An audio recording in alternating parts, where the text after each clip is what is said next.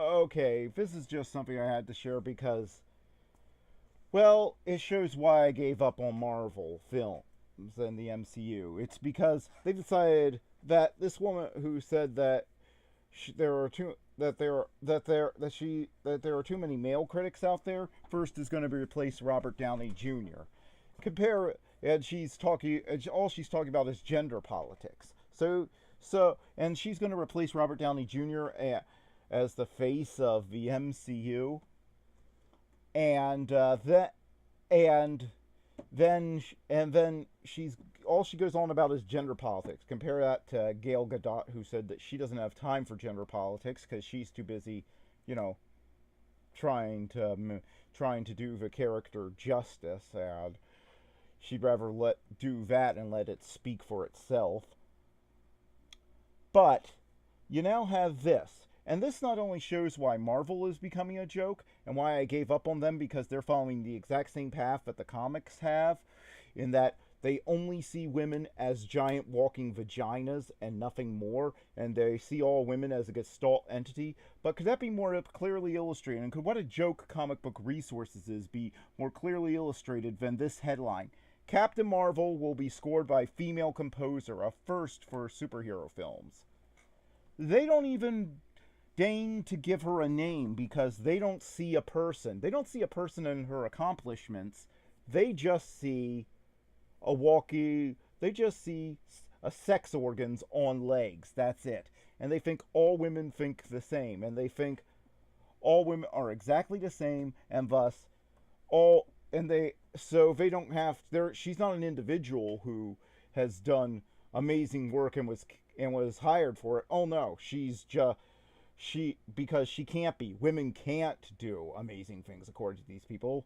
This is not only this is sexist trash. First of all, it's sexist woman-hating trash. It's just them, but it's backhanded. It's like a backhand. Yeah, they're giving a female composer a job, but they're also backhanding her by reducing her to nothing but her gender instead of talking about her work and who she is as a person. I mean, I have never seen this before. I have never seen a headline, will be scored by male composer, will be scored by black composer. I've never seen that before in any entertainment website or any entertainment story, period. This is just demeaning. They have demeaned the woman who will be scoring it. Nothing but that. And Marvel knows that they're in second place with cashing in on this feminism thing because of Wonder Woman, and they know that they're in trouble because us fans, we've been screaming for the Black Widow movie, at least I have, since Iron Man 2 came out in 2010. But they wouldn't give her a movie, even though she's far more interesting. And don't give me that, oh, it would have to be rated R. Then do it on a lower budget. It's more of a psychological spy thriller anyway for her. So you could do that on a $50 million budget, like the first Deadpool, and it would make money. Instead, they're going to spend like crazy on this, and I'm not even sure it'll be a hit because they're destroying all the fans' goodwill. I've given up on the MCU because they seem to be following the comics thing of just all women are the same, and we're just going to hire any woman because because women can't be accomplished on their own. They have to be followed by a qualifier, and we don't see individuals, we just see a gender. And that just is sickening. And what's more sickening? They are wrong. 100% wrong. Look, they don't qualify this at all. They just say superhero films. They don't qualify it with live action or MCU films or anything. They just say superhero films, period. And they thus demean and degrade another woman's accomplishment. Shirley Walker, who scored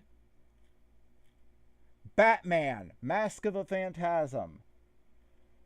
she is a brilliant composer who did brilliant work on television and film, and she scored what many hardcore Batman fans see as the best Batman movie ever made. And yes, I know a lot of people didn't see it until it came out on video VHS, but guess what?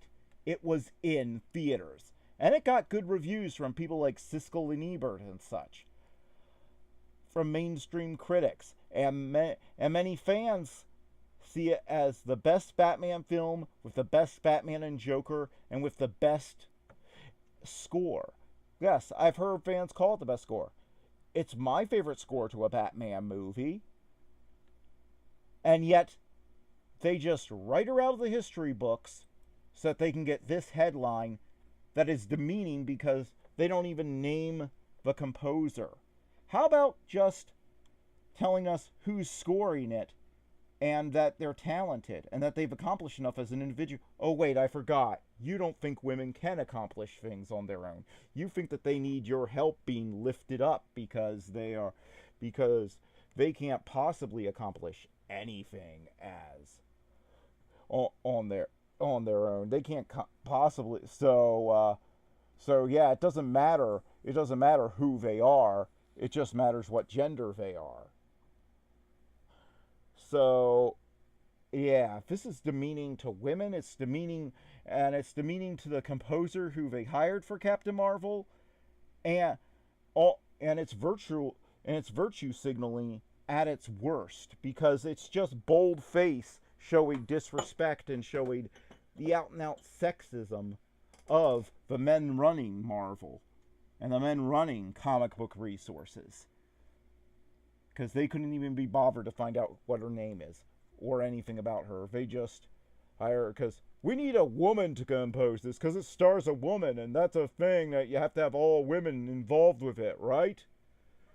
Because yeah, that's the marketing, that's the thing, right? Yeah, so just get any woman, because they're all the same and they've all accomplished the same. And then it's a slap in the face to Shirley Walker and her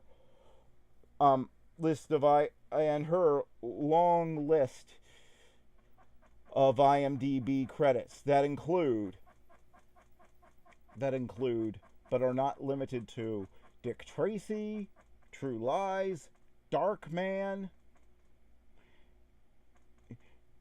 and she's an award-winning composer, and if you look, she's still working today. And you just totally demean and write her out of history for having the first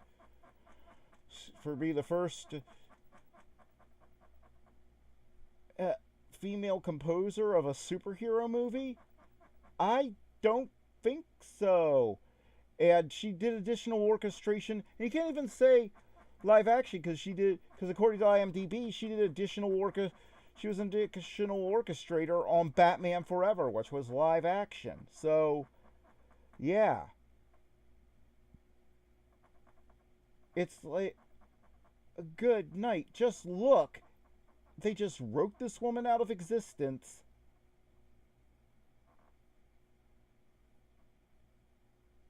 And all her accomplishments, just so they can give credit, just so they can virtue signal and take credit for something they didn't do as a cheap publicity stunt.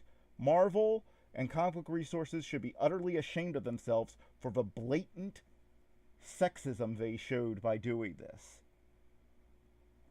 This is nothing more than saying women can't be accomplished individuals. They have to be taken as a gender.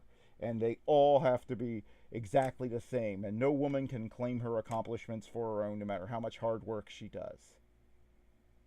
I have never seen anyone be this blatant with this who actually works for an actual entertainment, who actually works for entertainment PR, and I just can't believe we're seeing them. This is what we've lost comics to. If anybody who's just following the movies doesn't understand why we're so frustrated with Marvel Comics, well, get ready. The MCU is about to become Marvel Comics. Then you'll understand why there's frustration. And it'll be blamed on burnout, but in actuality, the superhero film will crash and burn. And when this film crashes and burns at the box office, they'll blame white males, of course, despite the fact that people like me are sick of this stuff and we don't see Brie Larson as Captain Marvel, but we are very excited for Wonder Woman 2. That is probably my most anticipated superhero movie going forward. Wonder Woman 2. I can't wait to see that. Cold War action, probably involving some espionage and a superhero flick and her bright new costume. And Gal Gadot is always charming and nice, and she is perfect in the role.